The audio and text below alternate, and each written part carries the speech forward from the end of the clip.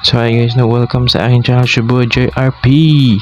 So ngayong araw na pag-uusapan natin ang mga kinita ko sa YouTube noong monetize pa yung isa kong channel So isang channel ko is na monetize yun I think 2021. Medyo noon is ang mga policy at mga rules ni YouTube hindi pa ganoon kahigpit Tsaka na ano ko bro, yung inauthentic content, repetitive ata yun. So medyo yung nalaman ko na demonetize ako, grabe yun tol. Para akong yung parang sinakluban ka ng langit. Kasi pinaghirapan mo yung mga subscribers mo, tapos yung watch hours mo. Hindi ganun kadali magka-subscriber sa YouTube at saka magka-watch hours. So nung na-reach ko na yun, yung sa isa kong channel, sobrang saya ko. So na-monetize ko siya for more than a year. So all in all time, siguro ang mga kinita ko nun sa channel na yun ay mga 70,000 ata, 70,000, mga 1,000 plus dollars nata yun. All time yun all time. Kasi yung YouTube ko, hindi naman ako kilala. So yung YouTube ko na yun is faceless So yung mga humigpit na mga rules ni YouTube din, doon na ako na naapektuhan. Sobrang hindi ko na alam kung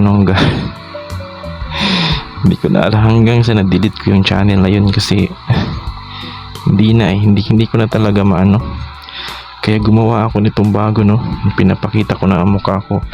Kasi yung channel na yun, halo-halo yung mga subscribers dun Tsaka most of my subscribers there are parang mga foreigner. Kasi yung content ko noon medyo pang foreigner yun Isip talaga ako ng isip ko at nakagawa naman ako ng content for mga tao sa labas So medyo kumita rin ako noon, pero hindi ganun kalakihan bro. Kasi maliit lang ang views, pero ang mga nanonood naman ay taga ibang bansa, mostly sa US. So medyo nakakakuha din ako monthly pero nung maghigpit si YouTube, dun na bro.